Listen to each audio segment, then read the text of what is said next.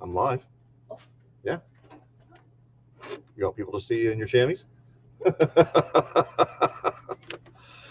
So welcome, guys. We are live, and it is me. It's Ryan. It's two bald guys in flannel, and we decided that we better take an opportunity to talk a little bit about what happened to my YouTube channel yesterday. So I think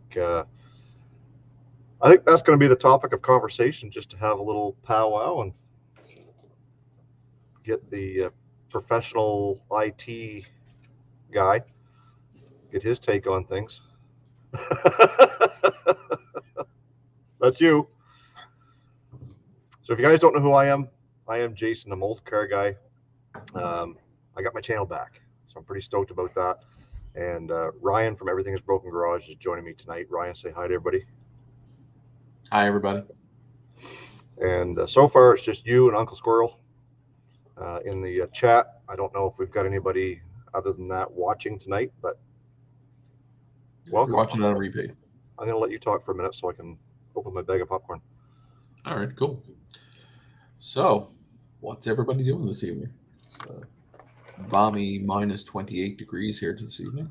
It's quite cold here in Newfoundland. Was that what you guys are doing? Yeah, it's freezing here. Yeah, it's been a cold day here too, but yeah. Now that's with wind chill. It's about minus 16 without the wind chill.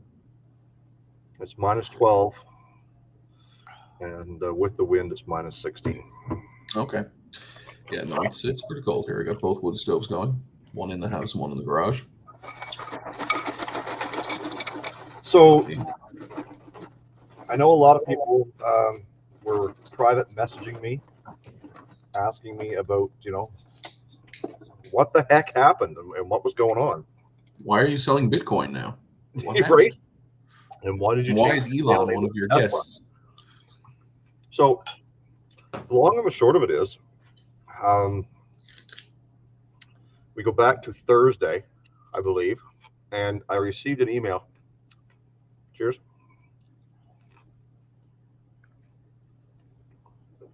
Go back to Thursday, I received an email. That's nice. Potential sponsorship opportunity. Yeah. From what appeared to be a reputable company that we all know. Right. And so I generally can weed out the nuisance, spam, phishing type emails pretty often. I know what they're all about. They've got misspoken English, wrong words, words are spelled wrong, and sometimes my way of just kind of doing the whole trickery or trying to kind of weed them out is, if I think the sponsorship opportunity looks decent, I'll reply with a simple, I'm interested. Just, no great big long, oh yeah, I'm excited, I really want to work. No, I don't fall for that. I'm interested. So I sent that cards close to your chest. Yeah, exactly. So I sent that email back, that reply, and within a little while, I got a reply back that says, okay, here's what we're going to do. You just need to choose an item out of our inventory and do a review on it and post a video when we say to, blah, blah, blah. So here's a PDF of our catalog. So silly me, I clicked on the PDF and looked through the catalog. And that is how they entered into my system and were able to gain access to my YouTube. Ryan, maybe you can kind of take over a little bit to say what they did and what they do with that. Yeah, so it's a pretty neat scam, and it's been on the go since about 2020 or 2019. It's called a cookie hack, if you want to call it that. So when you log into a website, a little cookie or a little piece of data is kept on your computer that keeps that session open. So when you're connected to YouTube, you don't have to log into YouTube every 5 minutes. It keeps that session open as long as your computer's on, usually as long as your computer doesn't restart or you don't close your browser. And sometimes even when you do, that cookie stays there and keeps that authenticated connection between you and, in this case, YouTube. So what this hack does is it's very simple. It downloads. So Jason received an email with a PDF. It said, "Go here to look at the library of equipment." You click on the library of equipment. That downloads what appears to be a website, a .com, but in the world of PCs, a .com file is exactly the same as a .exe file. It's an executable file. It's a piece of software, or could be a piece of software. So they hide it, make it look very sort of, not bad, but in reality, it's a Trojan horse essentially. So once it gains access to your computer, it takes these cookies, it finds these cookies in your browser information. So in your case, Chrome. It takes those cookies, it transmits them to another computer. That computer opens up a similar copy of Chrome, loads the cookie, and boom, they're authenticated without having to know your password. And then the terrible part about it is, and this is an issue with YouTube and Google in general, and they really need to step up their game and address this, is the fact that to change your password once authenticated, it doesn't require you to re-authenticate. A lot of you know that when you go to do anything, if you go to click change password, usually it asks for your original password to be entered before it allows you to change it to a new password. But Google often doesn't do that. Sometimes it does, but more often than not, it doesn't. And apparently Grant thinks I'm a nerd, and I'm okay with that. Hey, if that's all he's calling you, you're doing all right. Yeah, that's just jealousy. Looking this good with this big of a brain, bursting through the hairline, it's impressive. So that's how they gain access, and then they went ahead and changed your account. They privated all your original videos. They changed your avatar, changed all your information, and then started a live stream, which is basically some BS selling of cryptocurrency using Elon Musk's identity. And apparently they do it. It's fairly regular. Right now, if you go and search like cryptocurrency live stream on YouTube, you'll find probably half a dozen or a dozen hacked accounts running the same live stream. And in fact, last night at about 10:30, I received the email back from Team YouTube that stated they had verified that my account had been hijacked. They don't use the word hack; they use hijacked. Yeah. And that they've given me back control, or the ability to take control, which means going in and just basically recovering that email and setting it up as the main, deleting the email that they were using, blah, blah, blah. And as I'm doing that, I think even Ryan had sent me a message saying that there's currently a live stream on your channel right now. And of course, you guys, if you weren't aware, they changed the channel name to Tesla, and in brackets, US. So it looked real. My channel logo was the Tesla logo. And they had Elon Musk. Let's be honest. Stepping back, that is the worst. Like, that's more offensive, right? Than your channel being attacked. Right. So I knew we were going to get onto EVs here before too long. Anyway, so what we did was I was able to go in, and even while the live stream was in theory live, I set it to private. I then deleted it off of my YouTube channel, and then I could go in and start changing things like my own logo so that my channel had this back on it, and changing my name back to Old Car Guy, and starting the process of turning almost 750 videos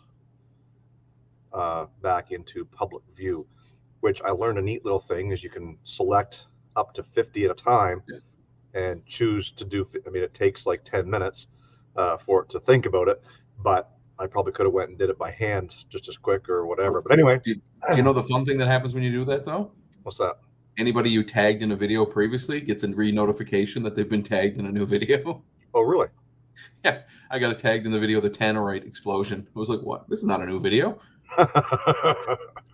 So anyway, I went into my analytics, and I know what my top 10 videos are.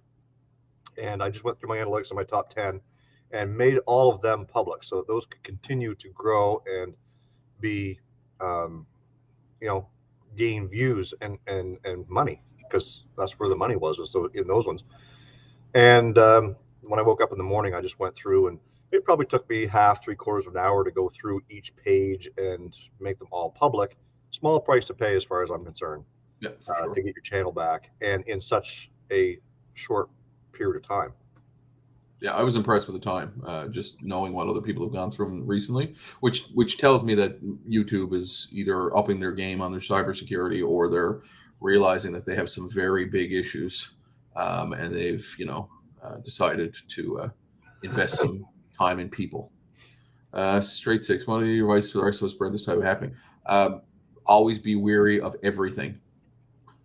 That's unfortunately this type of attack is not like a flawed piece of software on your computer. This is not a you left your terminal open at a coffee shop. This is 100% human engineering. The most unsecure part of any computer system is the 200-pound meat bag sitting at the keyboard, right? So unfortunately, that's the weakest link in a lot of cases.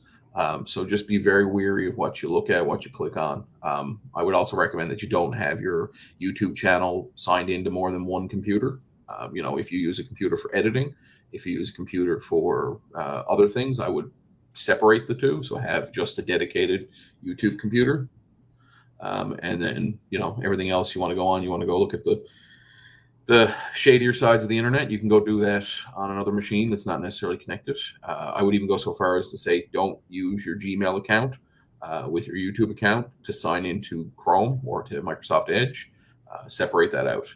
Again, the harder it is for them to do this, the less likely you're going to be a target. Well, and part of the problem, and you said it earlier, is it's something that YouTube and Google as a whole really needs to, um, you know, cut down on, or to work away at better, is like your YouTube login is your Google account. Correct.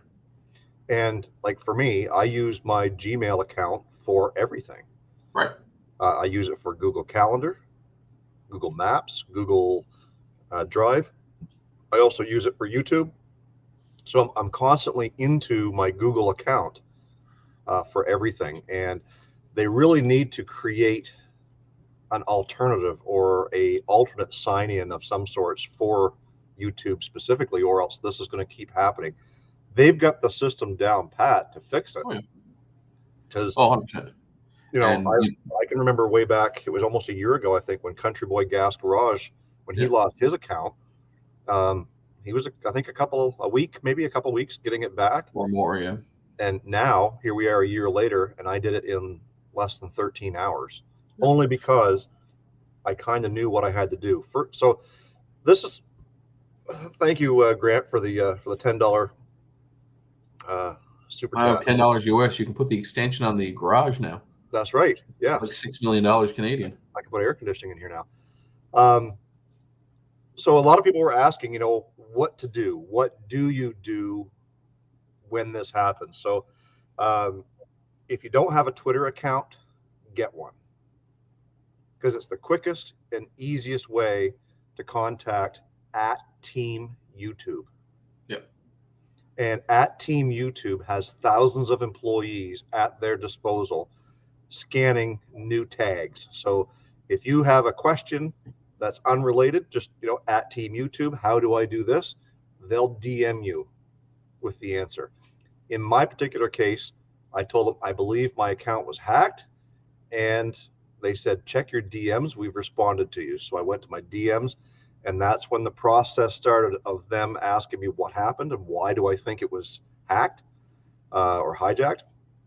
And then it led to them verifying an alternate email that I could use to access a form that they get you to fill out. And in that form, it's asking you as much detail as you can about your YouTube account, which is kind of silly because it does ask you for things like, what is the full URL of your YouTube account? Well, if you change the name of with a custom web address, like I did, you don't know what that is. And unless you know how to go into HTML, inspect.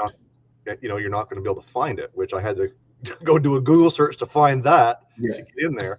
The other thing is they asked me, is there an AdSense, a Google AdSense account tied to your YouTube channel? So if you're making money and you're earning an income from YouTube, Google AdSense account is where they put the money Right.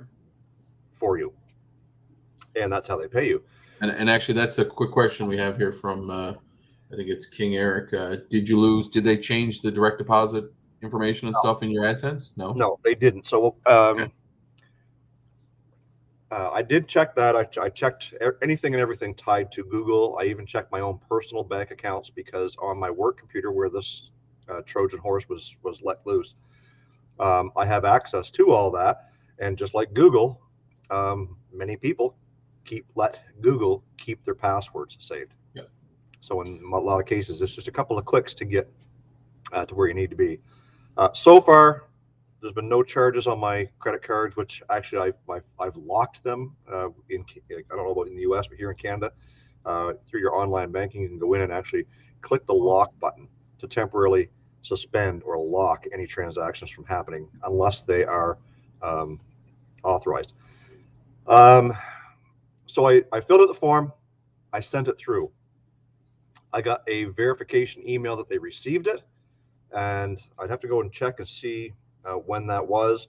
But again, that was probably around supper time. So it's probably like 5 or 6 o'clock at night. And by 10:30, I got the email stating, we've recovered your YouTube account. This is what you need to do. And they laid it all out in black and white on how to recover it, how to change passwords, how to get rid of the old or the new account that had taken over and remove it. And your biggest friend in this particular case is YouTube. And as much as people try to shit on YouTube sometimes for their lack of this or that, or their changing of rules over this or that, you've got to have them in your back pocket at any given time in a situation like this. And I commend them for working as hard as they did, as fast as they did. And if there's any words of advice that I have on how to prevent this from happening, is one of them is like what Ryan said: make sure you're signed out of your YouTube account if you're not using it. Those of you who are laptop users, it's easy just to close your laptop, walk away. That does not sign you out of your YouTube account. If you're on your phone and your phone just your screen disappears, that does not log you out. If you're familiar with how to kill apps on your phone, get in the habit of doing that more often, especially like when you're on your YouTube, or if you're a YouTube creator, your YouTube Studio app. The other thing I'll point out too, which is often something I talk to clients and some of the people I work with every day, because like I said, the meat bag in front of the computer is always the weakest link. It's the nature of IT. Will never be as secure you want to be as secure as the weakest link. And one of the things you guys can do is anytime you get an offer, look at the from email address. Yep. I tell this to everybody. If you look at the from email address and look at the domain name, oftentimes it'll be something complete and utter bullshit. In the case of what Jason received, if you look at the email, I've seen it. It clearly is a weird URL. Major corporations are going to email you specifically from their domain. And oftentimes that's a first sort of like red flag. If it's not the right domain, you go, okay, well, this seems a little right. Everything else about the email that Jason received was completely 100% on board. It looked legitimate for the company that was providing the possible promotion and sponsorship.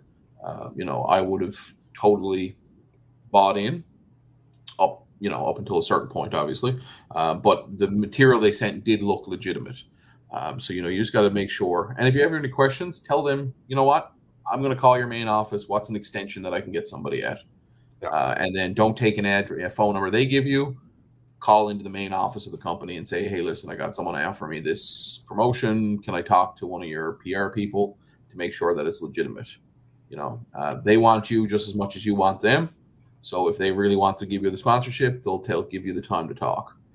So and another thing to keep in mind is very rarely will a no name, I don't say no name, but very rarely will a small company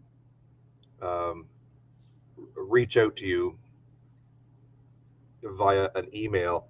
A cold email. By what now? A cold email, like a Yeah, cold by call. They won't just cold email. randomly, Very rarely does that happen. I mean, I've had emails from people claiming to be marketing executives from Netflix.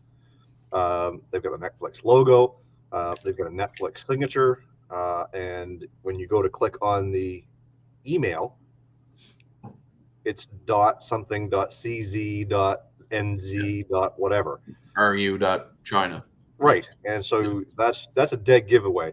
And again, on this particular email, why I didn't click on that email address is beyond me, because I see a lot of those ending in that whatever it is, CZ or NZ. Yeah, different places whatever that it are. is. Yeah, And I instant delete and mark it as spam or phishing. So unless you've heard of the company before, and this was again pretty reputable company in computers, that like it's Razer computers. So if you ever get an email from a company offering you Razer computers or laptops, be leery. It's probably not what it sounds. You know, the other side of that too is oftentimes when I see these scams come in, it's usually like, oh, it's from an automotive channel like yourself, but it's Razer. Yeah. Razer would sponsor like my retro tech computer channel, but they probably wouldn't sponsor it. Like an automotive is a weird thing for them to sponsor for the. So, you know, there's certain flags, and oftentimes you'll see like it's like if WD-40 contacted me about retro tech, I'd be like, okay, well, there's sort of an overlap, but I'm a little weird, like, you know. So and don't let it fool you. You see a lot of big name channels, whether it be Vice Grip Garage or Cleves McFarlane, or some of those great, the huge Junkyard Dig, some of those bigger channels, and they're doing sponsorships from Shadow Legends, Raid, something or other, or AG the drink. Oh, AG1, yeah, Athletic Greens.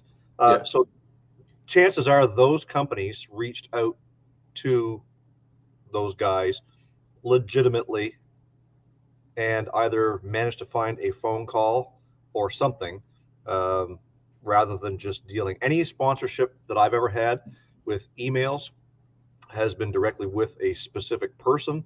The email address was from their server, like Phytech. Here's my sponsorship right here, Phytech, Forever Sharp, TMR. I've always dealt with a specific person. And it's always easy to get caught up in the moment thinking, oh my goodness, somebody wants to sponsor me. Yes, but don't fall for every single one that comes your way. For sure. You know, it could happen to anybody. Question, Ryan, do you own any Apple II PCs? If so, are they operable? Well, yes, I own two Apple IIs. There's one currently. Hold on. If you can't really see it. Hold on. I'll move out of the way. Right. Nope. There is an Apple II. 1977, I think it is, or 1978. And yes, it is operable. We play a lot of Oregon Trail on it and die of dysentery. That's one of the first things I do with my students. You must play Oregon Trail and you must die of dysentery. And there's good good information to take. Build a relationship with your sponsorship first. And building a relationship consists of communication. Since this experience, obviously it just happened yesterday, but with this experience, it's going to change the way that I take a look at sponsorship deals. Believe it or not, guys, sponsorship deals generally are achieved by you reaching out to them. Perfect example. Ryan and I were chatting one night last week, either Wednesday or Thursday night, and he says, you know what, you should reach out to POR 15 when you're doing the rocker panels on that Crown Vic, because obviously you're dealing with rust, and what better way to promote their product by dealing with rust. And again, went to their website, quick little email in their contact us section. The next morning, I'm literally getting a phone call from a rep in marketing saying they'd love to work with me, and it was a phone call. And in fact, the product got delivered today. I got to go over to Calais and get it. So they won't deliver to Canada. What's that? But they won't deliver to Canada. They won't ship to Canada, unfortunately. But anyways, I've got some product, and it's great to have them on board as a sponsor, and Yep. I can't wait to use that product. But sometimes you got to motivate yourself to reach out and find those sponsorships, not wait for them to call you. Like if it's something you use a lot of, like you're working on your car. Like the other night, I was doing the rockers on the Touareg, and I was like, this Port 15 stuff's great. I've used it for years on different things, and I said, and I was thinking about your car you brought back with no rockers. I was like, Jason's going to have to make rockers, and Port 15. I should tell him to go reach out to Port 15 because I know they're a small company, and they're easy to get in contact with. I've had questions over the years about using their product, and they've always been very quick to respond on best practices and whatnot, as most people don't read the label. Yeah. So yeah, no, I've been very happy with their product, but I'm excited to see what kind of stuff you can do with their stuff. So Grant, I would suggest you reach out to them because they were very easy to deal with, and it was just a quick question to them, and they'll ship it out UPS. You'll have it probably the next day or the day after. But yeah, I mean, that was the whole point of this live stream. I didn't know how long we were going to go, but I wanted to tell the story, and I wanted to give you guys some advice, not just from my standpoint, but from Ryan's as well, being the IT guy and kind of knowing how some of this stuff happens in the background. But I hope that you kind of learn something from it. I hope that everybody takes heed on this advice, because if you ever find yourself in a position of waking up one morning and can't log into your email, or can't check the stats on your YouTube channel or whatever. So at what point did it strike you? Like what? At what point did you go, oh crap? Yeah. So what I was doing was so that video and coincidentally that video that was a premiere stayed up there. I'm not sure. I don't think, maybe they couldn't change the status, or they didn't change, whatever. Anyways, so I was on that video. I had it set not as a premiere initially, and I wanted it to be a premiere. So I went in, and anytime I just throw a video up that's not a premiere, I set it for Fridays at 6 o'clock my time. And if I do a premiere, I'll set it for later, for 8 o'clock, because it's later in the evening for most of the US, which is where pretty well all my views come from. So I'm in there and I'm changing it. And I was able to set it as a premiere, but I realized I forgot to change the time. So I go back to change the time, and I get that little banner across the top of the screen that says, if you leave, your work won't be saved, or something like that. So I'm like, oh, well, I'll go back. So when I went back, the screen refreshed and was asking me to sign in. I'm like, what the hell's going on here? So I go to YouTube, my YouTube account, and I go to click sign in. I go to sign in, and Jason G. Carr, which is my email address, wasn't there. It wasn't listed as one of the options. I'm like, that's odd. So I just go, add account, type it in, ask for the password, wouldn't accept my password.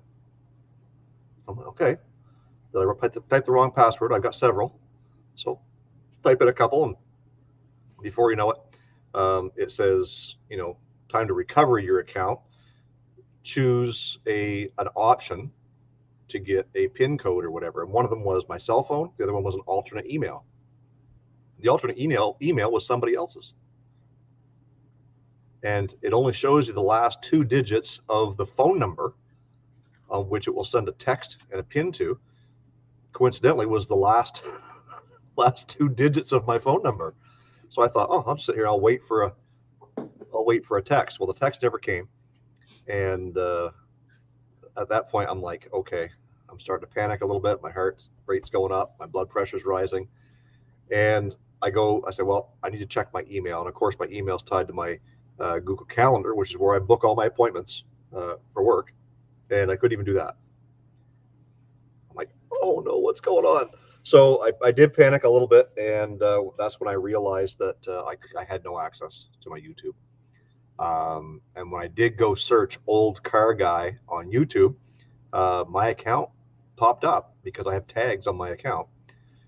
But it popped up as Tesla US. And when I clicked on it, there was my premiere. That's how I knew it was my account. And so that's when I jumped on YouTube and just tried to figure out what to do. And that's where I found to go to Twitter and tag Team YouTube in a tweet. And like I said, within a few minutes, they were telling me to check my inbox, my DMs on Twitter. So I'm glad it happened quickly. I'm glad I didn't have to go weeks stressing about it. I'm still a little bit stressed about it. I mean, I'm over it, obviously, but it was an experience for sure. Hope nobody ever has to go through that. But I'm going to make sure that this live stays up for a while, so that people can understand, what's involved and what you can do to help yourself. And the biggest thing to take away from this, guys, sign out of your accounts. Yep. It's a pain in the ass, I know, to sign into everything that you do, but there's a reason for that. It's because it's more secure. I will also throw it out there too. I use a password manager. There's lots of different ones. Some of them you've seen in the news lately. LastPass was hacked. Dashlane is another one. I use Bitwarden. It's an open source one. It's a bit more secure. There are a couple of tweaks too you can do to it to make it like impossible to hack or near impossible. Require NASA level equipment to hack. Definitely recommend a password manager as a way to help streamline saving your passwords and not having to write them down places and not having to save them, in Word files or text documents on your computer.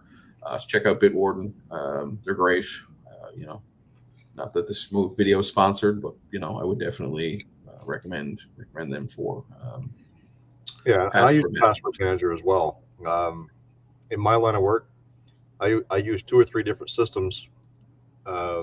Related to selling my cars and accessing auctions and all this stuff that require you to change the password. Sometimes it's every 30 days, sometimes every 90 days, Yep. Which isn't so bad, but you can't use any of the 10 previous emails that you've used in the past. Exclamation point. 2 exclamation points. Yeah. Exclamation point 1. Exclamation point 2. Yeah. Don't use password 1. Yeah. And don't change it to password 2.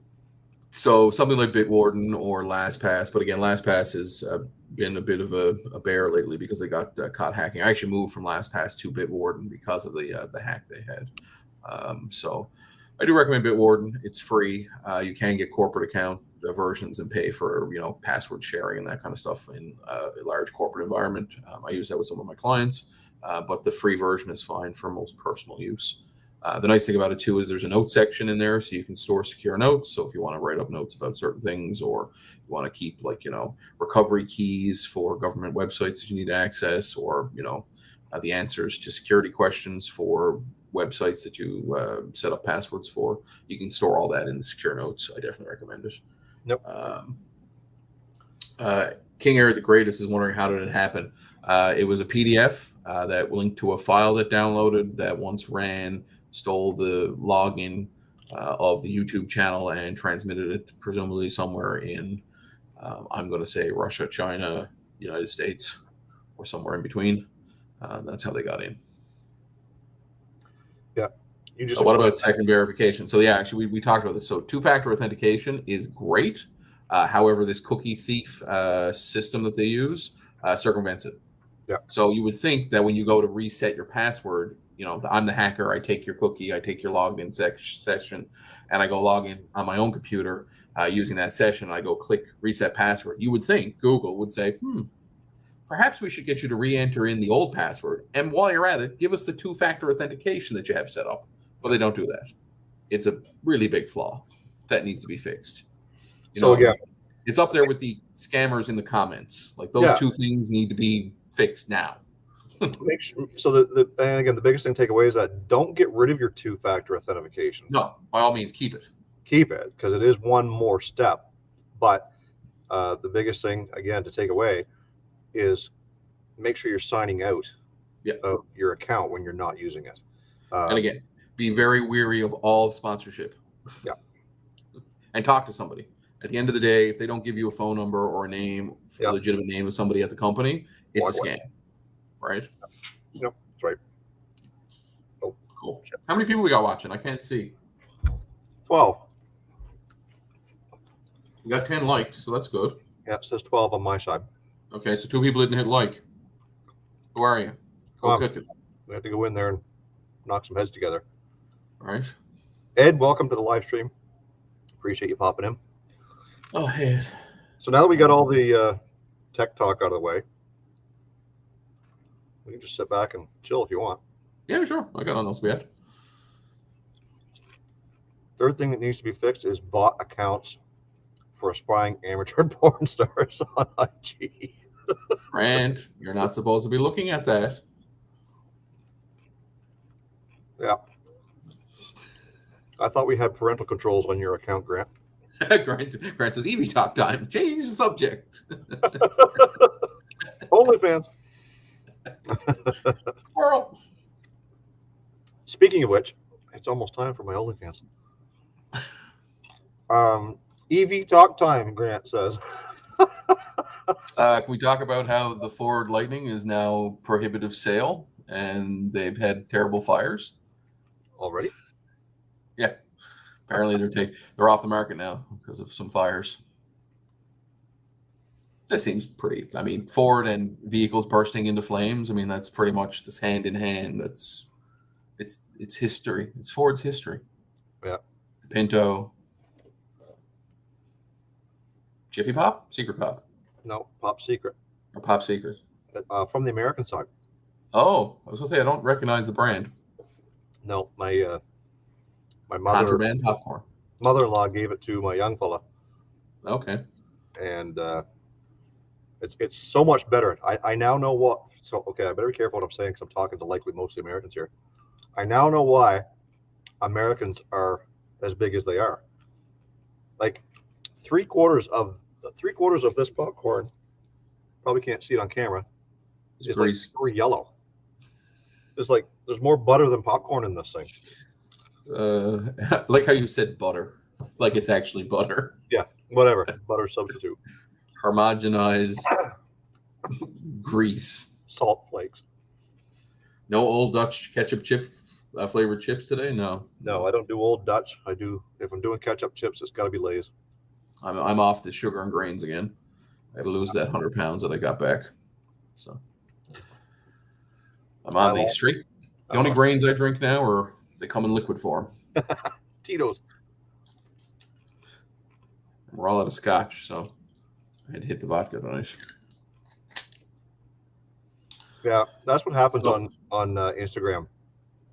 Is their phishing thing is you got a cute woman in a profile pic who has just added you or followed you, and when you check on the profile, they've got no posts and 14 friends. Yep. Which are probably 14 middle-aged horny men. Exactly. I've been getting them lately on Facebook. In the last week, I've probably had 4 or 5 like bots try to add me as friends on Facebook, and my profile is pretty like locked down. So I'm like, oh, Facebook algorithms, I don't understand. Delete.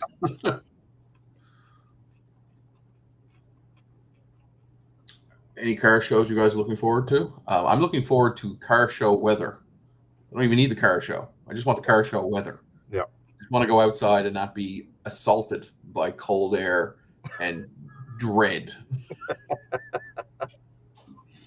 So specifically, yes, there is a, if you guys may have heard of it, it's called C10s in the City. It's a C10 truck show right in the heart of Atlanta, Georgia. That takes place the first weekend in June. And Dale the truck and I think are going to head down. Completely unrelated. The same weekend in the same city is the International Brotherhood of Tow Truck Drivers Convention. Okay. Where they all come together because obviously the C10s are all going to break down. They're going to need to say some way of getting home. Wow. Most of them run out of gas, hey, Jason? Did you just make that up? I am making that up, yes. You just made that up? I was going to say.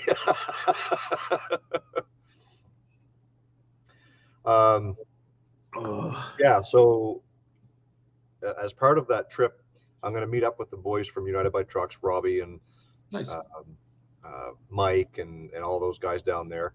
I'm going to plan the trip out so I can make a few stops along the way and or on the way home to meet up with some guys like Dan from Greasy Boy Customs as well as Jeff Ford, who, congratulations, Jeff, just recently rolled over last night to 100,000 subs on Nice. his Auto Resto Mod channel. He's been at this for 15 years, and he's just finally hit 100,000. So good for him. And he says he wants to have me pop in and we'll do some wrenching on some Fords there. Also, I want to pop into a couple of different places along the way. There's a fella that I just started following down in southern Maine. There's also a couple of guys in New Hampshire that I'd like to stop in and just pop in and say hi. It'll be a whirlwind trip. The C10 show is on Saturday, which means I'd probably leave here on Thursday. So drive Thursday, Friday, and get up Saturday to see the show, do the show and hang out with those guys. And then work my way back home on Sunday. So I figure if I give myself 3 or 4 days to get home, I'll be gone less than a week. Just don't pass any gas stations. You'll be fine. Hey, 250 miles a tank on that baby. Now that my gas gauge works. That's worse than an EV. We get back on the EV subject here. I can't get 300 miles out of my truck. I get like 1,000 kilometers to a tank in the Touareg when it works, which is never. So how many miles? I get great gas mileage with it right now because it's parked in the driveway. Has been there for the last 6 months. Tubes and Tires is to drive his truck back home from the Metro Toronto Centre tomorrow. That's going to be fun because I'm pretty sure that truck has like racing slicks on it.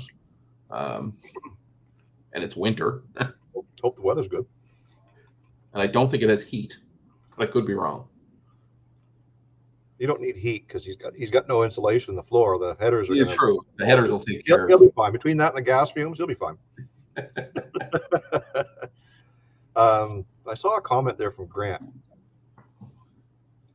Is it Touareg diesel? Yes, it is. It is a diesel. I'll drop a secret here in the chat that someone here is going to buy a set of wheels for the Grand Prix tomorrow. Well, hey. Jason, I didn't realize you were buying a set of wheels for the Grand Prix. Yeah. Grant, you didn't tell me I was buying a set of wheels for your Grand Prix. All you have to do is click on the sponsorship link that we emailed to you. Yeah. Just open the attachment. You'll be fine. All right, Grant. Talk to you later. See you, Grant. Yes, in the photo you chose of me, it was Ash Wednesday. I'm Catholic. So one of the things Ash Wednesday, we get the cross done on our forehead. And of course, in the picture that you used for this, it's me with the cross on. It looks like grease. Wait, Ryan was actually working your eyes. No, really? He was in church. He was in church. You wore that in church? King Earth Grace wanted, do I need a block heater? Not in the Touareg. I find that that's pretty good starting in the cold. On everything else I own, yes. Do they have block heaters? No. But they should. So, Ryan, riddle me this. What are you driving as your daily driver right now? I don't want to talk about it. It's sad. It hurts my soul. I just want to know. My 1996 diesel swapped Eurovan has been driven all winter, and it hurts my soul. It also has destroyed another turbo, is puking oil, and there's a lot of stuff wrong with it, which driving it in the winter is not helping. So how many miles per gallon do you get out of that turbo? It's more like turbos per mile, but at this point, it's on its fifth turbo now. So well, something tells me it's probably not the turbo. No, it's me being cheap and putting used turbos on it. I bought one new turbo. It was Chinese. It was cheap, and it blew up. I will never buy another new one. Actually, that's a lie. I'm going to order a new Garrett for it probably in the summer. But I got to start working on Bullwinkle, the van. The Eurovan is the one after the Westphalia. Well, the Eurovan is the one after the Vanagon. So you have split window, bay window, Vanagon, Eurovan. So the Eurovan was the first front-wheel drive. Correct. Yeah. And they still have the Eurovan it's called a Transporter, and it's still available in Europe and for import to Canada if it's over 15 years old. Nice. There are a few of them that they're kind of like a Mercedes Sprinter now. Is kind of what they're. So speaking of importing into Canada over 15 years old, I got the trying to figure out how I want to word this with it before giving everything away. Let's put it this way: the Crown Vic will lay rubber. Okay. So I don't know what that means, but is like the video you shared earlier where it laid rubber? yeah, oh yeah, Okay, perfect. yeah, yeah. Awesome. That's good. Is there a second one coming as well? Is it the second coming of the Crown Vic? It's Yes. twin. Okay. That So you made a deal? no, not quite, not quite. Okay. Um, It's your I, brothers, right? no, my uncles. So my brother-in-law Tom, you guys know who Tom is, with Yeah. the '68 Monaco. It's his father. So, um, I I'm on the fence with it only because it too needs rocker panels and two front fenders, and it's 2 years newer, and I believe 2 year and less mileage and more options. It's got cruise control and power seats, and So wouldn't that be the better one to fix? it would be, but he's also wants more money. It's not free. I understand. Significant, yeah. He wants Okay. significant more money for it than what I paid for the one I got. What if you just drop the one you have back in the driveway and take the other one? He'll never notice. Wait, I got to switch out the fenders on it first, Right. and the header panel. Yes. But after that's done. Papillon Cycles. Yes, I am talking about the police car. Yes. Yeah, it's funny. I was talking about that the other day with somebody. The Crown Vic, like here in Newfoundland, they don't exist anymore. Haven't for a while. Yeah. I don't know if the same in New Brunswick. The cops basically went to the Ford Taurus, and now they're on to the Exploder Interceptor. But yeah, I haven't seen one in years. Well, you got to remember too when they made the announcement to stop making these cars. I believe that was in '09 when the civilian version of the Crown Vics ceased to be sold at dealerships for the public. They were Right. only available as fleet cars or police cars or taxis or whatever, which basically meant you couldn't go to your Ford dealer and buy a Crown Vic unless you were a fleet customer like Budget Rent-A-Car, Hertz, any of those guys. And so their production numbers were way down the last couple of years. So because you couldn't buy a Crown Vic, the only option was town car or Grand Marquis. Well, Right. the town cars were so bloody expensive in comparison, and the Grand Marquis, you could still get them in an entry level like a GS model, and basically it was a Crown with a Mercury grille on it. So there's a lot more Grand Marquis around than there is Crowns, but I still have yet to daily drive a Crown Vic Police Interceptor, which once we get this one on the road, I'm really looking forward to driving it because I'm liking what I got so far. It sounds nice. I'm not going to lie. That engine does with the non-existent mufflers and that weird header, and I hope to God you never have to change a starter. Exactly. But it did come with the two. It did come with the two mufflers in the trunk, so those will be going on before I drive it because it's too loud. Does it drone on the highway? Oh my! It just takes your eardrums out. Yeah, I figured. And I feel bad for anybody driving behind you. I mean, not that you care about them, but it's pretty bad. So, what any ideal plans? I mean, we talked about the Poor 15 option, but are there any thoughts on what you want to do with it? Lowering it, raising it, firing No, out of a I cannon? think so. I think the biggest thing with that car is going to be simply it's a flip. It's not necessarily a project car. Right. It's the purpose of it is to fix it up, sell it, make money to move on to the next flip, and progressively, bank, to the next one. So, yeah, I think this one here is going to be. We're going to fix the rockers on it. We're going to make it past inspection. We're going to clean up the underside, fix any bad areas, which I haven't really found anything terribly bad other than the rockers yet. Yeah. The nice thing about those, though, they have a plastic cover over the rocker, correct? They do, so you don't have to be real fussy. No. But we've got a 3-foot metal brake. Yeah. That I can break some, bend up some metal pretty easy. Dad's pretty good at it, so I might get him to bend them up for me, and we can get them tacked into place and get those ready to roll. They're not as important on a Crown Vic as they are on a Ford Taurus. Obviously, it's a body-on-frame car. Volkswagen Touareg. Yeah. So on a Touareg, you kind of got to have them. Yeah, they're important.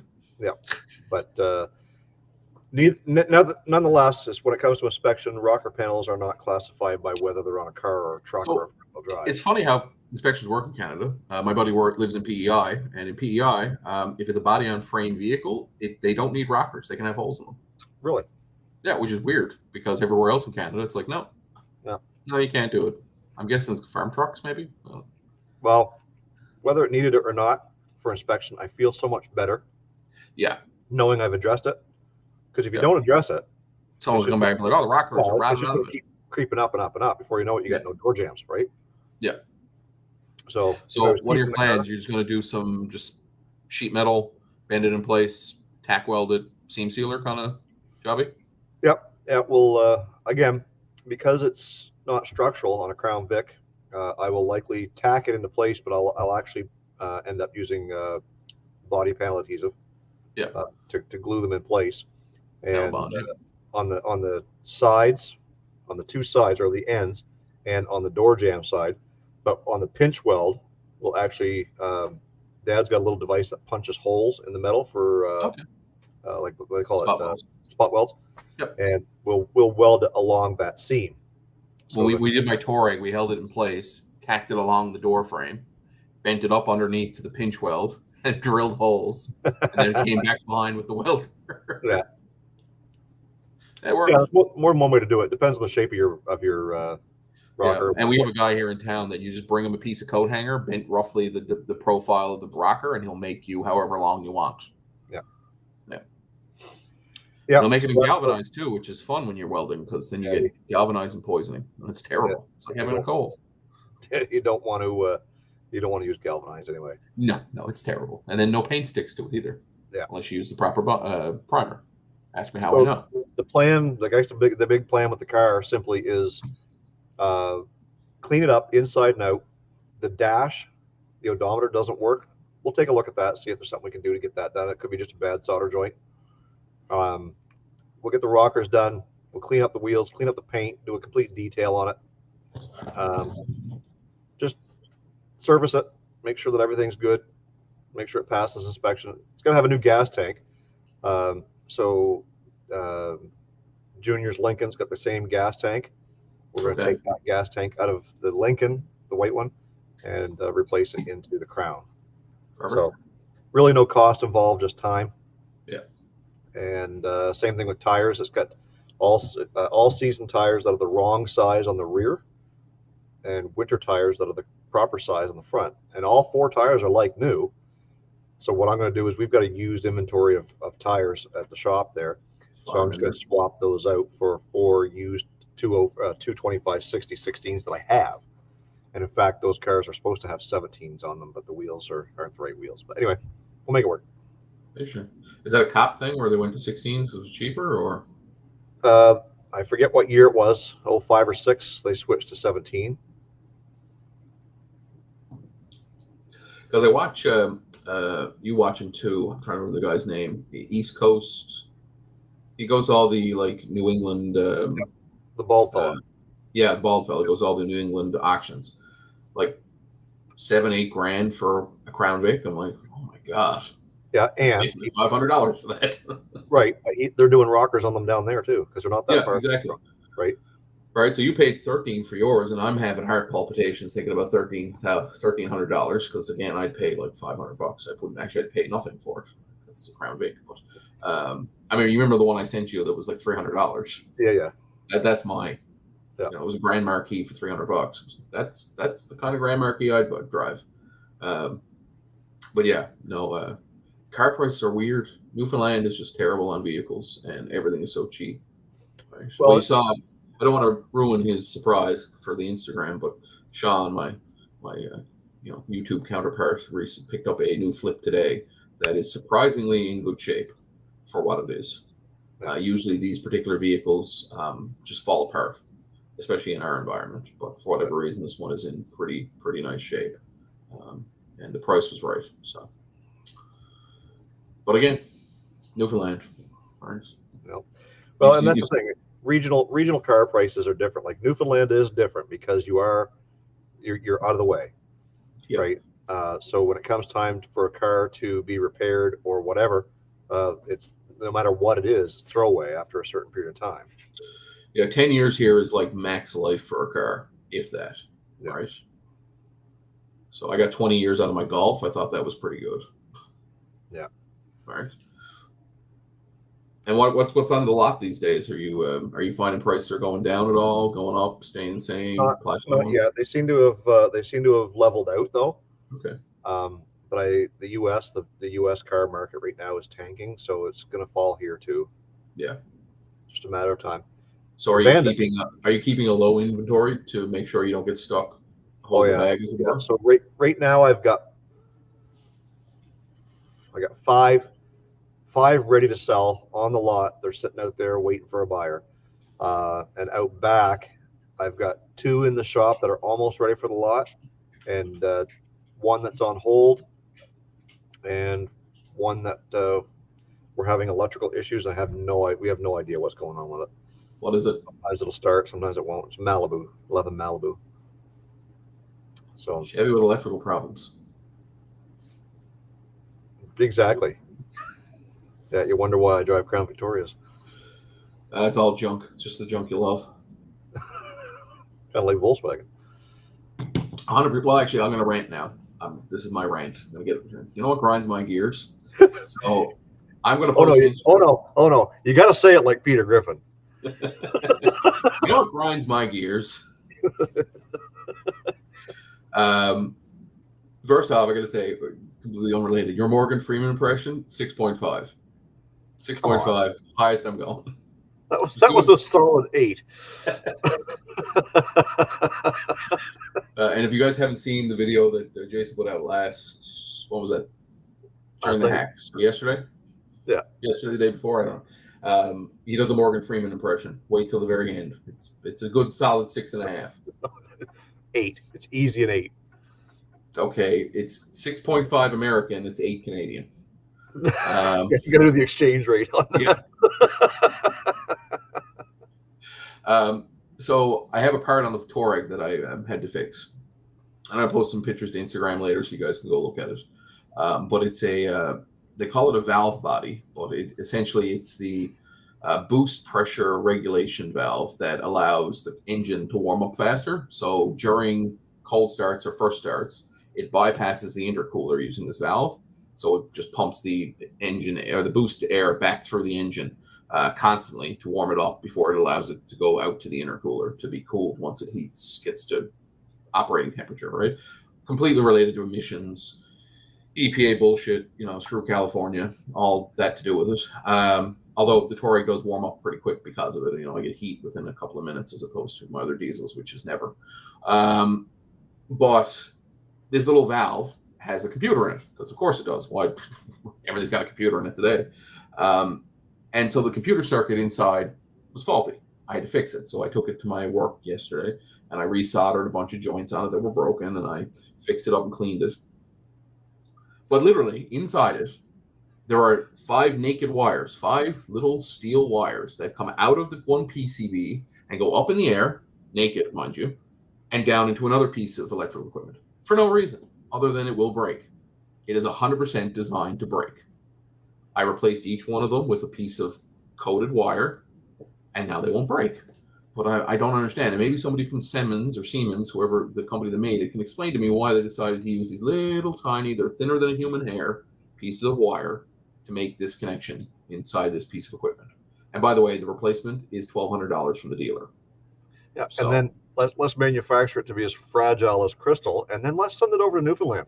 Exactly. And let's see if it And lasts let's 20 make it years. out of white metal and put it in a living battery. That is Newfoundland.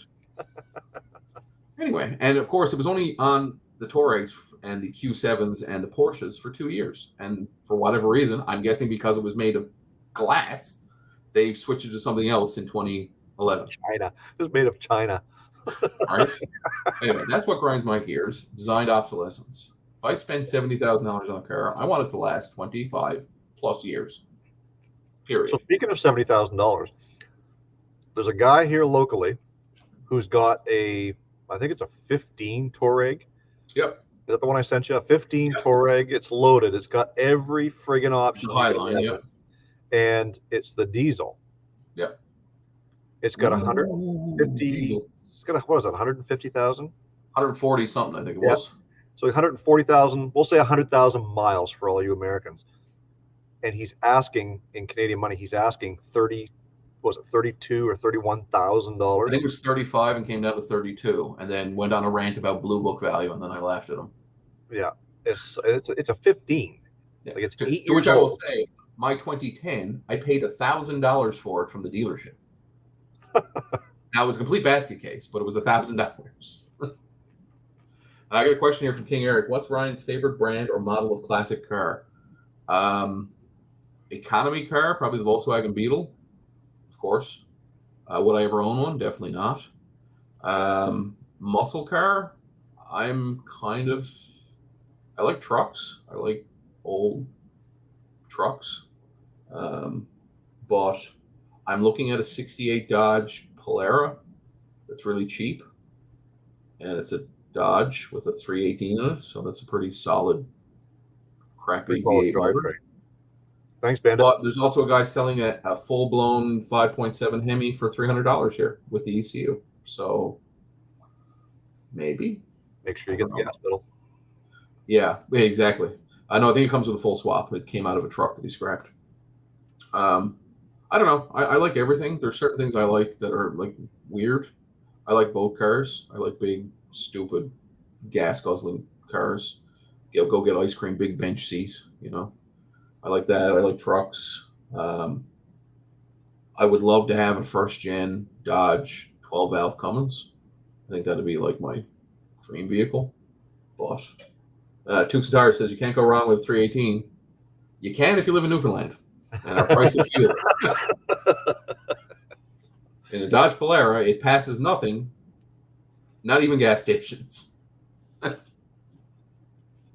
Well, I'll tell you, in my old Cordoba, I got a 360 in that. Yeah. But I mean, it's not a powerhouse by no means, but I can get 18, 19 miles to the gallon with that on the highway if I'm cruising, just a hair over speed limit. Yeah. Right. And before I put the 321 gears in it, of course I had the stock 371 or 271s. Like I could get 21, 22 miles to the gallon with that thing, like just, doing 10 over the speed limit, 15 over the speed limit. It's not terrible for sure. I feel like big V8s are better out on the prairies because it's nice and flat and you can go fast and it's fairly straight. And, here in Newfoundland with all the hills, it's, it is what it is, I suppose. Yeah. It's, we drove this past summer. We went to visit Sean because Sean now lives on the west coast of Newfoundland. Just a short 10-hour drive. Yes, short 10-hour drive. So we go out and visit him a couple of times a year, and we drove out in my buddy's Dodge 2013 Dodge 1500 Hemi 5.7, and it was $650 for us to drive from St. John's to there and back with 2 quads and a trailer. So I understand gas is expensive, but I think that's a bit much. Like for me to get off this island, we were making that joke. So there's a completely unrelated to cars, but there's a retro computer expo in New Jersey, and a bunch of us retro tech guys were talking about it. And they were saying, oh, it's a 5-hour drive for me, it's a 4-hour drive for this person, it's a 10-hour drive for one person. I said it's a 41-hour drive for me. Right? Because it's almost 20 hours. It's just slightly over 20 hours just to get off the island. Right? And then I'm in North Sydney, and then it's another. You can just go see Jason. It's another what, 8 hours Yep. to go from North Sydney to where you are, and then another what, hour to go to get to Bangor. Hour and a half. Hour and a half. So like, and then I'm only in the first U.S. state, right? Yep. And then I got to drive to New Jersey, which is probably another, I don't know, 7, 8, 10 hours. 10 hours probably, yeah. Yeah. So that's the worst part about living on the west and the East Coast, especially on an island. Yeah. Well, it's living where you are is bad enough, but even here in New Brunswick, anytime you want to travel somewhere of significance, you're 6 to 10 hours away from anything. Like Boston's 5 hours away, New York's 9 or 10 hours away. Right. So that's doable. You can cannonball to Boston and get a hotel. Like that's for sure. Right. Yeah. But like where Tukes and Tires is in Toronto, I mean, he can just go across the border and he's into New York, and it's probably again 5 or 6 hours and he's into upstate New York. Canada's massive for any Americans that don't understand. Like Canada's massive. Like I can drive a whole day and I'm still in Ontario. Right? Like you can enter Ontario in the morning and the same time the next day you're still in Ontario. Oh, so I don't know if Tom is watching my brother-in-law right now. He says he's trying to comment on the video. That was last night's video, Tom. It's still showing the live replay. Oh, okay. And why he can't comment on it is because it was only live last night, and you're just watching the live replay. So I'm just going to type that to him in case he's not watching. The bandit says, wearing the old car guy t-shirt tonight, Jason, and I get compliments on everywhere on it, also even at work. Okay, cool. So we're all wearing it, apparently. Yeah. See, look. Woo! It's funny. We had an anti-bullying day at the school the other day, Pink Day, as they call it, Pink T-shirt Day. I don't have any pink T-shirts. So I wore this. This is my Possum Lodge red-green overcoat, and I wore my old car guy T-shirt.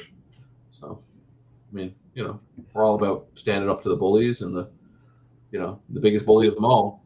Stand up to the bullies and the beards. So, speaking of EVs. Shut up. I don't know. Do we have it in now? It's about an hour. I'm having fun. Are you having fun? You got to go do something? Well, it's the wife's birthday, isn't it? Oh, you're out of beer. Go get another beer. Yeah, my wife's birthday was the other night, so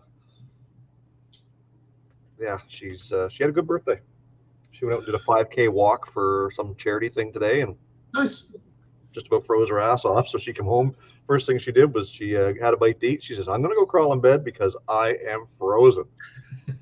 Why you need a wood stove? Nothing like wood heat. Will you come cuddle with me? Not with those cold feet. Nope. The bandits wondered how the Yugo's coming along. So, as of the 3 videos that I've put out on it so far, you're basically up to date. I have ordered some parts. I'm waiting for parts to come in. I know Joe Doucette is in the chat. He's one of my biggest proponents of getting this Yugo swap done. So we're just waiting for some parts. And when I say parts, we're talking front suspension. So I believe I am unable to reuse the subframe, and I'll explain that in the next video and show you what we're going to be doing and hopefully get some tacking into place. That subframe's awful rusty. Would be a great challenge for a certain product. Well, yeah, for sure, but it's not because of that. Well, it is because of that why we're not going to use that subframe. Oh, okay. But we can't use the subframe at all. So, Tukes and Tires is wondering thoughts on doing Power Tour. That's been a dream of mine since I watched the first. I think it was Vice Grip Garage, or actually it might have been Roadkill. Did a video on Power Tour years ago, like when it first started. But again, for me, it's getting off the island. I mean, it's $1,000 just to get off the island. So. Yeah. Well, I think it's $1,000 to get off the island. You're probably looking at $1,000 for hotels along the way. You're probably looking at $1,000 in fuel to get there. But if I take the Westphalia and put a diesel in it, make my own fuel, I can sleep in it. Yeah. Well, either way you look at it, it's a costly venture, and It is. I follow the Power Tour. There's a Facebook page, and I do follow that, and that's pretty good place to go to get some insights on that sort of thing. And I mean, you got to pretty much bank on probably $2,500 US Yeah. to do the tour, to cover your meals on the road, to cover your hotel stays, your fuel. You're going to be buying crap, merchandise, this and that. You're going to have breakdowns, unless you're driving something fairly new. It's just you got to be worried about that stuff. Yeah, I agree. I'm going to go grab a beer. I'll be back. I think it's more of like for me it'd be like a $5,000 Canadian adventure. And for $5,000, I can think of a lot better ways to spend. Not better ways, but justifiable ways, I guess, to spend $5,000. I need a new roof. I should probably buy a more reliable car. But at the end of the day, I can think of not better. Sorry, I don't want to use the term better. I can think of other ways to spend that kind of money on a vacation. Yeah, for sure. Right, you can cruise to some pretty beautiful spots for that kind of money, with your flights and hotels and everything included. A Power Tour is not something. It's not a vacation. No, it's go go go. Oh, and then if you add on the top of the fact you're a YouTube personality, I look at it like if I went, I probably would record some stuff for Instagram, but I wouldn't do the level like Derek or whatever. But for someone like you, or even Grant or whoever, you'd want to make that investment, and you'd be recording the whole time. And then when you're not recording, you're doing like Derek every night. I can only imagine what time he goes to bed after editing a video and uploading it. Yeah. Right. Like you'd have to be awful selective on what you're going to record, because you want to make sure it was one great big long stretch, so you just pop it up and upload it type of thing. But yeah, I mean, by the time you're home, you probably want another vacation from your vacation. It's like taking the kids to Disneyland. Yeah. Right. Well, there's probably something to be said for something like that, because if you're a channel as big as Derek's is, I think Derek is still editing his own stuff. But there's channels out there that are hiring editors that they can go and they can do it. They can do the Power Tour, upload their product content up to a cloud, and then somebody on the other end just edits it and gets it up online for them, right? Yeah. Like a buddy of mine works for one of the largest YouTube channels there is. And the complexity of that particular YouTube channel and how things are edited and stuff, like I'm amazed. Like just they made a business out of it, and like sure, a multi-million-dollar business, Canadian business at that. But yeah, like they're huge, and they have hundreds of employees, probably over 100 now. But they probably have 20 editors whose job it is to just edit footage. And there's at least 6 or 8 YouTube channels related to this one main company. And they pump out content daily. There's at least one video for every one of those channels a day. Yeah. So, I suppose if you had enough money and enough people, you could make it work. But we don't have those kind of resources.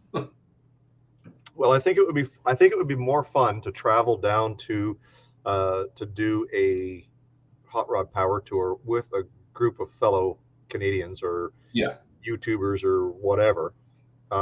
Because if you went down by yourself, you're kind of the lone wolf. You're kind of doing your own thing.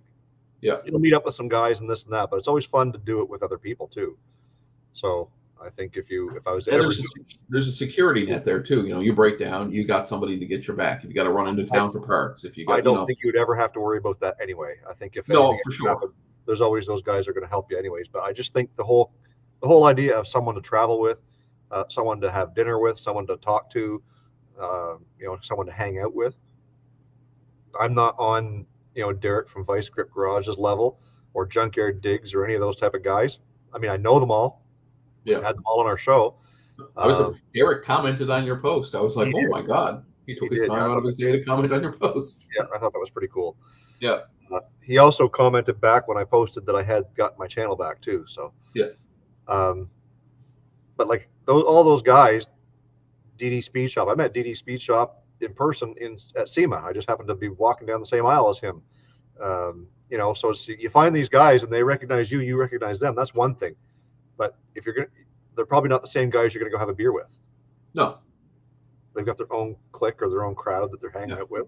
Unless they invited you, hey, that'd be great. I'd do it. For me, it's like when I'm watching them and I see like crossovers, I'm like, hey, that's Derek, and that's Jared from Wrench Every Day. And, oh my god! And now they're gone with watch JR go. I'm like, these are all the people I watch on YouTube, and they're all interacting. This is weird.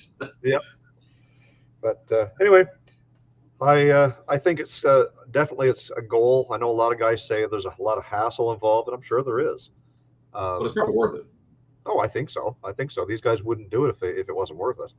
But then that brings us back to our age-old question, which is something we've talked about several times: is why doesn't East Coast Canada have something? Newfoundland has Targa, but the entry barrier there is $5,000, which is absolutely ludicrous. And even the Bambino, which is the smaller Targa, is still $2,500, which I think is absolutely foolish. So could we do something in Quebec over kind of thing, or even go Ontario over? I think you could. I think you could for sure. But we definitely have the beautiful scenery. Yeah, I think there's also something to be said. You and I have talked about a dragon drive just in the Atlantic province or the Maritime provinces. Yeah, Nova Scotia, New Brunswick, PEI. Yeah. That where what did we figure out? The furthest distance you'd travel in one day might be 400 kilometers. Might be 400. I think it was like 370 something. Yeah, 250 miles or 200 miles in one day. Yeah. And that was going from like one extreme in New Brunswick to all the way to like somewhere almost to Sydney and Nova Scotia, right? Like it was a fair. So there's an opportunity to do a dragon drive because there are 4 different racetracks, drag strips. You could simply do a hot rod power tour, but there's a lot involved in a power tour. Yeah, because you got to have vendors at each location doing their thing. Right. So I don't know. Phytech and Pour 15 present Maritime Drags. Don't forget Forever Shark and TMR. TMR. Lyle's Exhaust. And I guess we'll have to like mail up John Kerr, Custom Car Nerd, in a box or something. Get him mailed up to. I don't know if they'll let him cross the border, but we might be able to hide him in a box. Yeah.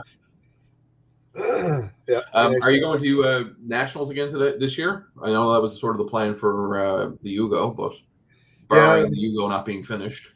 Yeah, barring the Yugo not being finished, I think I've got enough vehicles to figure out to take one. I'll probably be Dale the truck.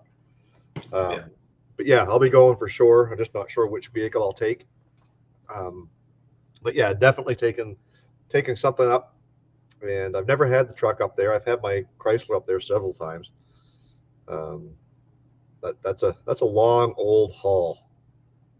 Really? I say long old haul. It's about 2.5 hour drive. I suppose, yeah. And it's the first weekend in July, so you're pretty much the hottest time of the year. It's always you're caught in all the Canada Day riffraff. Yeah. So Bandit says he's got the Dale the Truck T-shirt, and it's a cool shirt. Yeah, it is. I've got a couple of them that I wear. I was wearing one yesterday. Actually, I'm just wearing my regular one. My old car guy shirt came, but it's got some stains on it from the factory. Yeah, so I reached out to them about that. And what did they say? Well, they said they were going to get in touch with their whoever their quality control. And until you just mentioned it again, I forgot all about it. Oh, I don't care. It's on the back. I'm not looking at the back. Like, it's one of those things. I don't look at my own back, so I don't really care. No, but I mean, you get a brand new T-shirt. You don't want. If you get a free T-shirt out of it, by all means. Or if you get an extra one, by all means. Bleach stains. Thanks, Bandit. Appreciate it. Oh, that's funny. So yeah, Tubes and Tires says he's not going to make it to Power Tour this year, but wait till you see what I can do with the C1 Chevelle. Yeah, I don't know if you've been following his videos on the Chevelle he bought, but I mean, it physically looks like it could take Independence for a run, like from being beat up and. So he calls it the C1. Yeah, because I think he put the engine out of a C1 Corvette or not a C1 Corvette. Did he put an LS1 in it? Is that what it is? Tubes and tires. Comment. Yeah, well, he'll comment when he gets to it. Yeah, he does a lot of LS swaps. His suburban wagon truck thing that he just did is pretty cool. If you like LS swaps, I definitely recommend you check out Tubes and Tires. I met Tubes and Tires through Derek, actually not Derek, Rich at DBoss. Remember when he had the pandemic car show? Yep. Well, one of the things was like up and coming YouTubers. So I followed. It's an LS, a 6-liter LS going in it. Okay, cool. It's a nice engine. Anyway, he was like a runner-up for best upcoming YouTuber. So, and we met on Instagram and got to chatting, and here we are. Now we follow each other. But it's funny how much stuff comes out of Canada. Like Canada has some pretty, not just automotive, like from a YouTube producing production standard, we have a lot of stuff coming out of Canada. We're a pretty big powerhouse when it comes to that kind of stuff. LS6 or an LS 6-liter. I really want to see someone do something with an 8.1. 8.1. What's that? 454? It's an LS. I'm pretty sure. No, that was the Vortec engine, wasn't it? Yeah, or it's LS adjacent. I think it's not a 454. It's a 500. Does that sound right? It's a 500, 8.1 liter.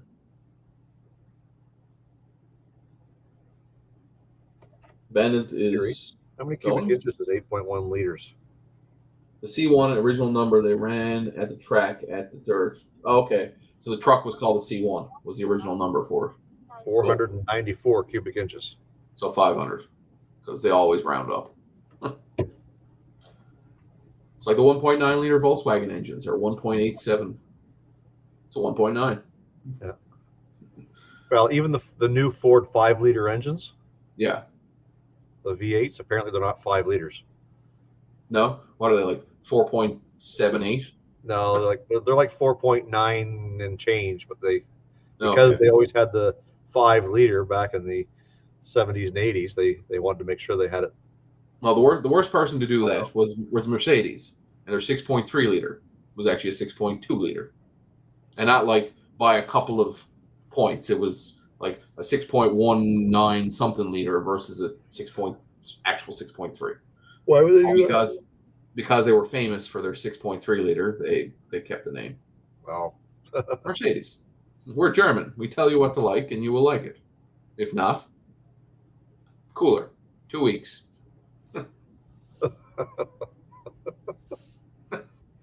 Isn't there like a knock joke out there with the Germans somewhere?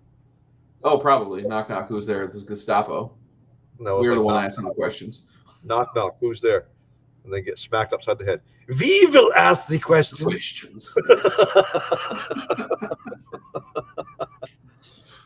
Joe, thanks for sticking around. Keep your stick on the ice. So yeah, any other prospects on the horizon? I know for us, we probably have a Power Stroke project coming up. We probably have we have a Lada. I'm not gonna hide that anymore. We've acquired a Lada, and it's a lot of garbage. A lot of garbage. So did you know that the Lada and the Yugo have a lot in common? Yeah, they're both Eastern European garbage. Well, and they ran Fiat engines. Apparently. They did, yes. Well, I don't know if you watched James May, The Cars of the People special. Highly recommend if nobody's watched it, if you should watch it. It's a history of like the Volkswagen Beetle, the Fiat 500, Cinquecento, and Fiat 500, the Lada, and then the Niva. And they talk about how the Fiat basically was, unfortunately, the area Fiat was in was becoming communist in Italy. So they had lots of connections to Russia, so to appease the communists, they started working with the Russians and providing plans for the engines. And anyway, so the Lada sedan is actually a Niva or a Fiat, 100%, just mildly changed for Russian roads. Just popped in to support the International Brotherhood of Flannel. The IBF.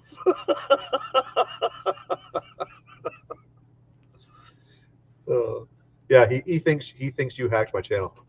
Oh, well, listen, if I was going at that, I'd pick a channel with a lot more subscribers. A lot more revenue in that one. Yeah. Speaking of which, congratulations to Derek on 1.5 million. Yeah. The bandit's telling me that I should LS swap something. I'd like to LS swap something. You should. There's just a little thing called money in the way of that. You got to have an LS. And I'll mail you one. Huh? I'll mail you an LS. There's lots of them here. But also you have to have something worthy of putting it in. So, do you have any pick and pulls where you are, like parts pick pull, like like scrapyards you can go in and take stuff off for set amounts of money? No. So we have one here, and every year they have a whatever you can carry day. That is very enjoyable to watch. So it's $50, whatever you can carry. Yeah. So there are people walking out with LSs on their back and transmissions. Last time they had it, I walked out with I had 4 spare Volkswagen tires on rims strapped to me, and I had a bunch of Volkswagen parts and a seat on my back. And all you have to do is they have 2 lines made. You have to cross over the lines without dropping anything, and you can take whatever you have. But I watched a guy walk out with an LS just on his back. It was very impressive, and I'm sure he's still in traction wherever he is. But $50, $50 LS, not bad. I've often contemplated LS swapping Dale the truck, and it's not out of the question. People get pissy because you're going to LS swap everything, and it's like, well, if you want anything. FiTech offers a fantastic turnkey product. We used it on the El Camino that we built, 6-liter out of a CTSV from a Cadillac that was crashed, and the FiTech system just bolted right on, and Bob's your uncle. Like, it was, not that it was a weekend's worth of work, but you could pick away at it over a winter, and you'd have a perfectly reliable rig. Well, that's the thing. You get one, you're going to get, fairly decent power out of a stock engine, decent fuel mileage, and despite everything else about GM, you've got a reliable engine. Well, the only thing wrong with the LSs is like they're wrong with everything. The 5.7 Hemis, the new Coyotes. Excuse me. It's the engine management with the cylinder deactivation and the carbon buildup. Right? Like, once you remove the emissions bullshit, it's rock solid. Yeah. I mean, we've been toying around the idea of Red Fordman possibly getting a V10. I know Rich's buddy is putting a V10 in his Mustang. It's cool. Nobody really does it. Lots of torque. But at the end of the day, it's about the same horsepower as a 5-liter. Like, it's not out to lunch in the way of horsepower. It's, I think, maybe 40 or 50 horsepower more than a stock 5-liter. Like, it's not. But come on, great. If you had the opportunity to tell somebody you had a 5-liter in your Mustang, or you had a V10, right? It's cooler. What's in that? Oh, it's a V10. All right, it's a 6.8 liter, I think it is. We were talking. Junior and I were talking about that earlier. He says, if you really want to do something different with a Crown Vic, put a V10 in it. Yeah. Right? Triton V10. More specifically, what you should put in it is and I know you're going to hate this, but just hear me out, a Jaguar V12. But you take all the Lucas crap off, and you can buy manifolds now that take regular Edelbrock carbs. And then you put FiTech carbs on it. You're right. I hate you. But in fairness, those V12s were only terrible because of the Lucas electrical system. Yeah. Right? Like all British cars, it's the Lucas electrical system that fails, not the engines. The engines are fine. All right?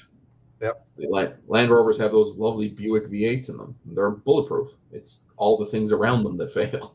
Yeah. All right. Put a Boss 429 in it. You find me one, I'll put it in it. Yeah, if you find me one for $400, sure. and that's the problem. I'm sure you have the same problem in New Brunswick, because our populations are so small. Like, I remember a couple of years ago, Copar here in town had a crashed V10 Viper. It was a 2016, I think. And we all knew the story. It was all over the news. The guy, took his Viper up on the road, ran out of talent, and wrapped it around a tree. So then it was in the Copard yard, but because it's in Newfoundland, nobody's going to ship it out. little do they know, shipping stuff off the province is actually cheap. It's shipping stuff into the province that's expensive. But I think it went for like 25 grand, which it had like 30,000 kilometers. Like the engine alone was worth that. So I have a feeling that it ended up in as a really nice swap somewhere. But that's a fantastic swap. Like that'd be a cool thing to throw into something. Again, you got to have the money, but the population here is so small. Like most people here buy, and I'm sure it's the same where you are, buy Hyundais and Kias and Corollas. So for every Viper there's 10,000 cars you don't care about, right? Where you go down in the States, it's like, there's this state has 500 Vipers or 1,000 Vipers. So the idea that one of them will end up in the scrapyard is pretty high, so you can get parts off it. Here, I go to the local pick and pull. There's no Vipers. The coolest thing we saw was a Volkswagen Phaeton, the $100,000 Volkswagen sedan, and it was sent to the scrap because nobody wanted to work on it at Volkswagen because they're terrible. But it had the W12 in it, which was kind of cool. It was a sharp-looking car. I'll give it that. It is. But it should never have been a Volkswagen. It's kind of like the Touareg. It's like it's kind of expensive to be a Volkswagen. Yeah. It really should be an Audi. And the Phaeton is the same way. The Phaeton should have been an Audi. Every brand is trying to get to every market. Yeah. Right. And that's what Volkswagen was trying to do. They're trying to step into that BMW / Audi market / Jag.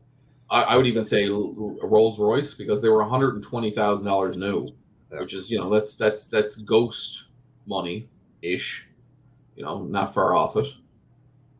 Back then, at least. Well, people who are buying those cars are buying them new, keeping them for a couple of years, and then buying something better, newer. Yeah. Right. I mean, ultimately, if someone offered me a Bentley Continental Super Sport, I wouldn't say no. As terrible as like. Oh, I'd drive it till it was due, ready for its first oil change. Right. Right. And even then, I'd be like, Rotella, suck it out the top. It'll be fine. $3,000 for an oil change. I wonder if Jiffy Lube could do my oil change for me. Well, my father-in-law owns a series of quick lube places here in town, so I'm sure we can figure something out. Oh, for sure, yeah. He actually gave me a centrifugal pump that's used for cleaning waste oil. He upgraded to a new one, so now I have an actual industrial system for cleaning my vegetable oil, which is kind of cool. So I can bring it down to, for anybody who's into waste vegetable oil as diesel fuel, I can bring it down to about 1 micron, or 5 micron, sorry, with the centrifugal cleaner, and then I can filter it down to about 1 micron with some of the actual filters I have. Wow. So yeah, the plan is we're going to start making actual biodiesel this summer, and I might do a video about it. There's lots of videos online on how to do it, but the Touareg unfortunately does not like biodiesel, but everything else I own does. So everything else gets biodiesel. Yeah, I think you should Mercedes swap something. Well, that's nice that was OM always the plan for 606 or something. Yeah, that was always the plan for Blackjack, was to do a 3-liter Mercedes diesel swap into something. And I'm still not. Quite honestly, I still wouldn't be against doing that with Dale the truck. Yeah, I mean, there's lots of people who've done it. The OM 606 is it, or 6? That's the popular one. Yeah, that's a popular one, like the engine man. And I mean, we talked about this. In fact, I asked you to bring it up with the guys who are going to be the next guest on the old car guy and Six Fan show, but I'm not going to say who it is. But talk about possibly. I don't know. Are you allowed to say who it is? Is that locked in? It's locked in, but I haven't started announcing it. Go ahead and say something if you want. Oh, okay. Anyway, they're an engine management system who may or may not be above Jason's left-hand shoulder right now.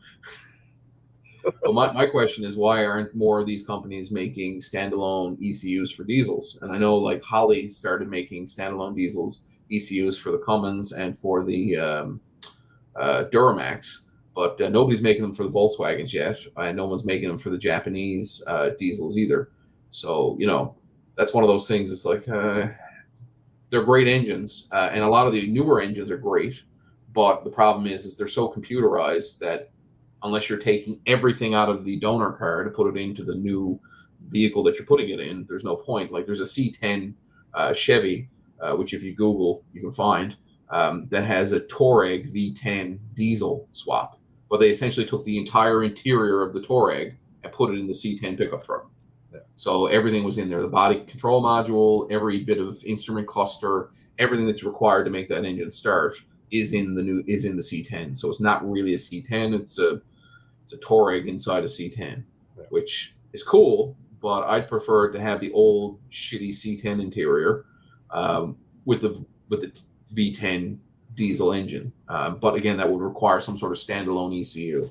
So I'm hoping somebody takes up the mantle. I know Haltech has started in Australia to do some stuff. I know the guys from Mighty Car Mods have been using them, and I think they may have done a diesel, or they've talked about doing a diesel with Haltech. But well, and that's where the OM606 comes into play, is that if you wanted to run it in stock form, it's fully mechanical. it's all So mechanical. It's like the Cummins. It's like the Cummins for your car, basically. Yeah. And, well, it's a Cummins 12 valve, but the 24 valve is a much nicer engine, but requires an ECU. Right. Right. And with that 606, it's got a mechanical P pump. Right. So if you want to crank up the power Just... without engine management, all you do is you just crank up the spring pressure on the P pump. Yep. And, I know several people here. Actually, speaking of full circle here, going back to Targa, which is Newfoundland's rally race that we have every year, which actually is starting again now for the first time in, I think, over 5 years, maybe even 10 since the last one we had. My buddy ran a Mercedes diesel wagon in it, and he was completely foot to the mat the entire time. And that I've watched video clips of it. I don't know how he didn't die. But that diesel was just black smoke and gone in every shot that I saw of it. He was racing against 911s, and they were having a hard time keeping up because he knew the terrain, because he's a Newfoundlander. He knew the roads, and the 911s were come from a ways, so they didn't know the roads. So he knew what he could do and what he couldn't do, and he was just gone like a flash. So there is a lot of power there, and that would be kind of a cool thing to put in Dale. I'd be interested to see how that would work out. I would also suggest you manual swap it, because, manual swap the world in my mind. Yeah, I mean, manual swap the world's fine for certain things. Dale the truck. Highway cruisers, I understand. Cruiser, so it doesn't be either way. But you throw, you get a TM, what is it, T6 transmission, throw it in six speed, and just go. T56. Once you're on the highway, you never shift. King Eric is saying, Ryan, you should get a diesel Chevette. It's funny you should mention that. There was a diesel Chevette for sale here in town about 6 months ago. It came from northern Newfoundland, which is called Labrador, where they don't use salt on the roads. And it was actually in really nice shape, but the guy wanted like $6,000 for it. And I don't think Chevettes were $6,000 when they were new. So I don't think so.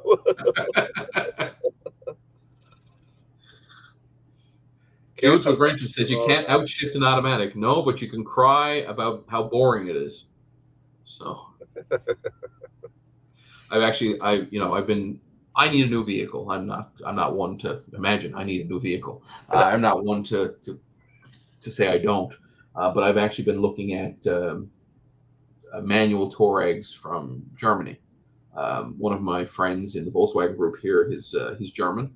And his father still lives in Germany and actually still races. He's 70 odd years old and has a E190 Mercedes race car that he still does racing in at 70 plus years old, which is amazingly cool anyway. So he's offered to look at any vehicle that I want to kind of possibly purchase.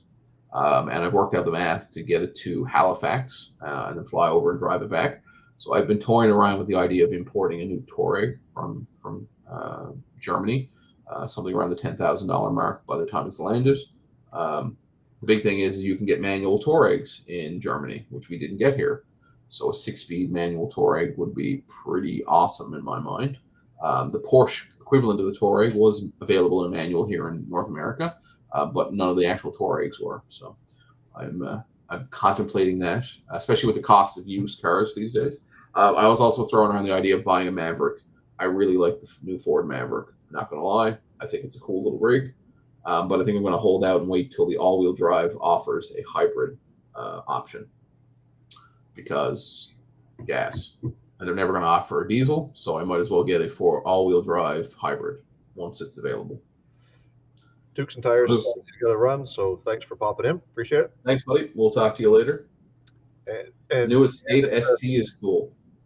Do we still get? Yeah, we have Escape still. That's the thing. Yeah, I'm thinking the Fiesta ST. Yeah, fast SUVs are neat. You know, I like the Porsche equivalent, the Cayennes, but you know, I don't know. I always talk about the story. A friend of mine owns a garage, and they do a lot of the work for the local police force and the local Secret Service, or the equivalent to Canadian version of the Secret Service, whatever that's called. CSIS, is it? I don't know. Yeah. Anyway, he always gets a 6-liter LS comes in. It's armor plated.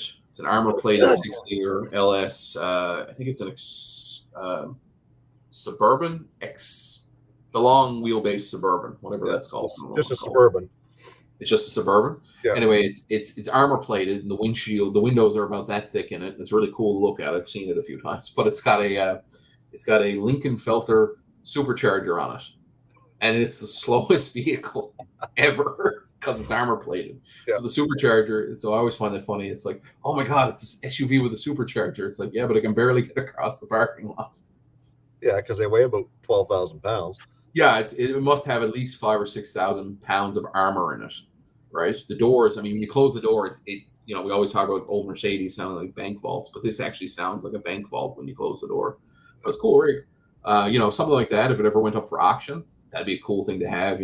Probably strip out all the armor out of it because it weighs so much. But nice supercharged 6-liter LS. I mean, there's nothing wrong with that. Probably put it in something. Talk of the town for sure. Yeah, although I'm not sure. Are we allowed to own an armor plate? We're not allowed to own body armor here in Canada. Are we allowed to own an armored car? Is that a thing, or is that like? I don't think that the I don't think that the motor vehicle departments converse very thoroughly with the RCMP enforcement authorities. The Bandit. Yeah, if you want some stickers, just send me an email, oldcarguy@gmail.com, and that'll be a reminder. I'll make sure I get some out to you. Send me your address. Cool. So now you got your channel back. Everything is good. What's next for Old Car Guy? What do we? We talked a little bit about the Yugo. We talked a little bit about the Crown Vic. Are there any other sort of future ideas, future plans? What's going on with the straight six fan and the Old Car Guy show? What's going on with the podcast? Car Guy and Six Fan show is still going. It's just every third Thursday of the month, once a month. Yeah. As far as future projects, Dale Truck's got a few upgrades to do. I've had a Dakota Digital, not Dakota Digital, Dakota is the name of the company. I'll be right back. Hold on. Cruise control system for it. So we've got the cruise control to go in it. We've got a subwoofer and an amplifier to go into it. We've got a couple little things that we've been toying around with. I'd like to get a Aussie rear end in it. Maybe a little bit better highway gear. It's got 373s are stock in it now. I'm thinking maybe like 350 somethings. I don't know what GM offered for 350 somethings. 343, 350, 355s. GM offered 355s. Anybody know that? Dudes with wrenches could tell me, I think, if he's still here.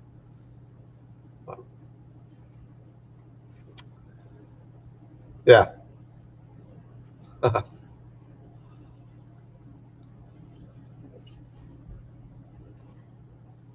that's what I was thinking about that, and doing 355s or something like that. And that way I could have a little bit better highway gear for a little bit more fuel economy, because 12 and a half miles per gallon is not great, especially if you're going to be doing a cruise in it. So I'd like to step that down just a hair. The fact that it's got 700 R4 means it's got I think it's the overdrive is 0.8 to 1. Again, dudes, you can probably correct me on that.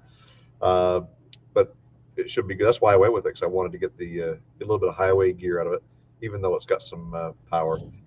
LS at Jason, yeah, I'll find it, Danny, but I got a good motor in it now. Motor and trans, everything's good, freshly rebuilt. So What I missed. Yeah. Oh, we're just talking gear ratios in the truck. Things I don't understand. Yeah. But yeah. Anyways, I'm getting ready to finish her up here. I think for the night. We're down to 7 people watching, and I can feel my allergies kicking in for some reason. I'm not sure why, but You're allergic to cars. You got to get rid of the Dodge now. I'm allergic to that popcorn, maybe. But, anyways, it was great.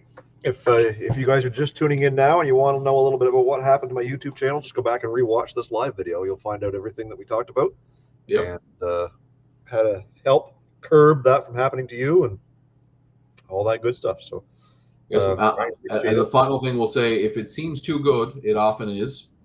So always double check and triple check and verify any email you get for sponsorship if you own a YouTube channel. And if you're not sure, just send it to Ryan. Sure. Just hit me up on Instagram. Anyways, guys, appreciate you hanging out for a little while. Ryan, thanks for hanging out and shooting the shit. No problem. Anytime. We didn't talk about EVs. I'm impressed. I'm glad. We curbed our EV talk. We brought it up a couple times, but we never really talked about it. We didn't go on tangents or, you know. So we'll end the show with this. EVs are not the way of the future. Anyways, guys, appreciate it. Thanks for watching. We'll do it live again some other time. And make sure you share this video with all your friends. Have a good evening, guys.